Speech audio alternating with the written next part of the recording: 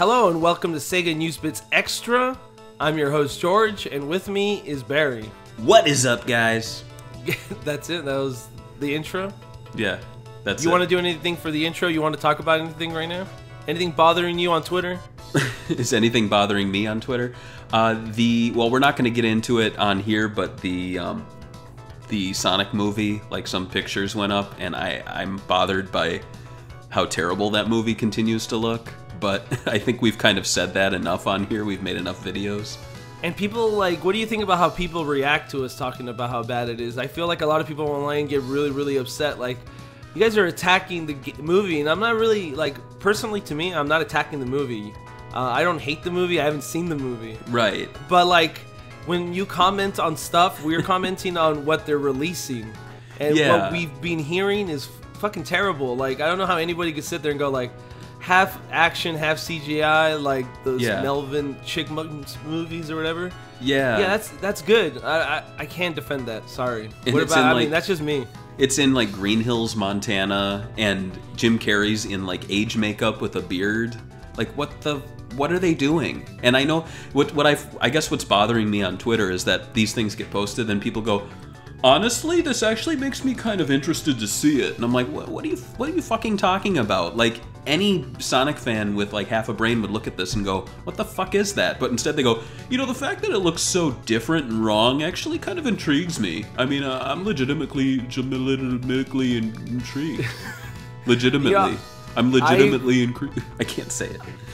I agree with you, though. Like, it's always amazing to me with Sonic fans that I meet online. Like, there's even groups of people that really, really like the Wii exclusive Sonic games and stuff like that. It's just very, very weird. But hey, if they like the movie, I hope they like it when it comes out. But let's get into the news because we're gonna ramble about Sonic the movie. Yeah. Sega Aegis announced new titles. Basically, they're doubling what they had, so now they have 4 more with Outrun, Columns 2, which is a weird one, Thunder Force AC, another Thunder Force title, and Sonic 2, and they also detailed the new content. So let's talk about the first one, is Outrun. This one's going to get even more new songs. The one on the 3DS had 2 new songs, Cruising Line and Camino de a mi Amor. Mm-hmm. And so yeah, they're going to have more. We haven't heard them, but I actually kind of liked Cruising Line.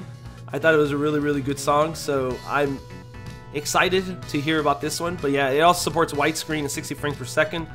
Kind of knew that all those features were coming, you know, for this new one. The gyro sensor support will allow you to play the device like it's basically the stupid steering wheels with the Joy-Cons. Yeah. And additional elements from the 3DS version, including machine tuning. What do you think about these new features? And like most of them are basically things that are coming back from the 3DS version, right? Yeah, nothing too new, but I like that it's carrying over what the 3DS had because it doesn't make that version obsolete, but at least, you know, they're improving on what they've done and they're not starting from scratch. It looks great too, so I'm looking forward to that one.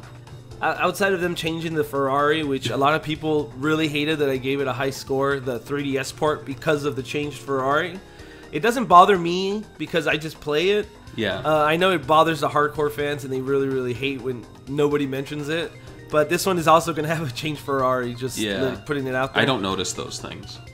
The next one is Columns 2, which is going to have online battles, which is the first time for this game, and easy difficulty support. Apparently, this game is... I've never played Columns 2, so I played 1 and 3, but not 2. Huh. And this is... I guess this is a rare port now. And so it's going to have easy difficulty support, but that's it. That's all they've announced for this one. What do you think about that? I like that it's a rare one. It gives me hope for something like... oh man, which one was that? The Golden Axe Revenge of Death Adder? Oh, yeah. Yeah, so it gives me hope for like more obscure ones. I don't want to see, you know, the same old, same old. So something like this, even though it's just columns, it makes me hopeful for future reveals that they'll be doing. I kind of wish it had a little more, you know, to it, but hey, whatever. Thunder Force AC. This one's gonna have online rankings, a thing called Kids Mode, which is basically easy mode. It was part of the port for Sega Saturn. And more elements, even more Sega Ages only additional elements are being prepared. Stay tuned for more information. So they're keeping this one under wraps for a bit. What do you think about AC? Have you ever played this game?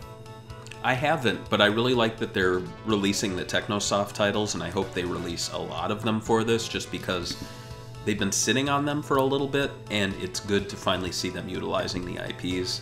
But I really don't have much to say about Thunder Force. It's not a franchise that I know too much about.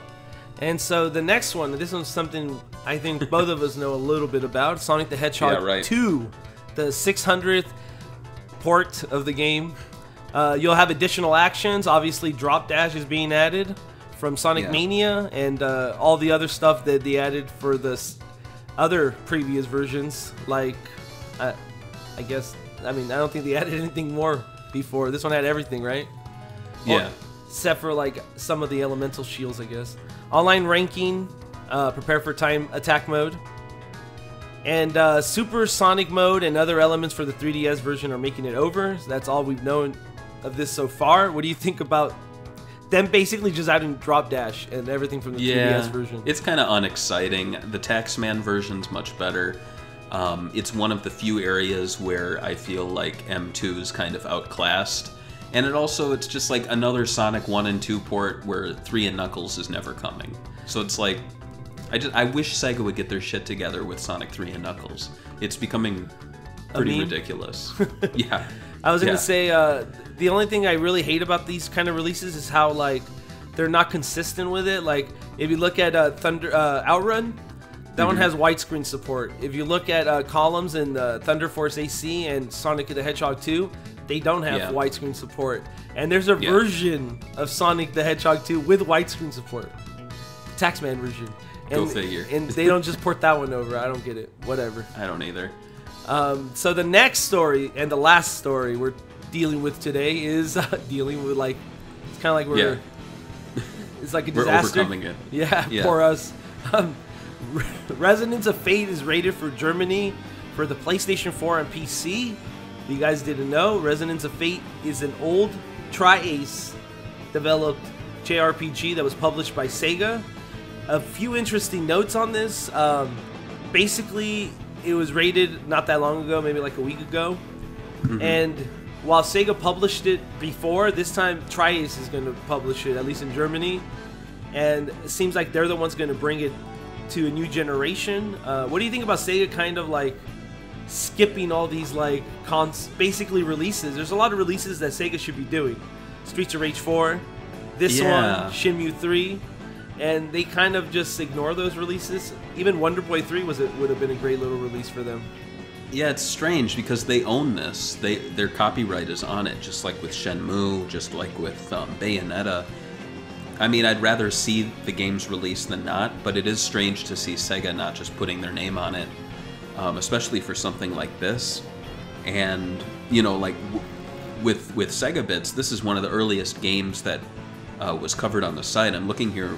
February 13th, 2010 was the first news story posted about the game. Yep. So this has game is some history. Yeah, it's old. It's like one of the earliest games you covered. Yep.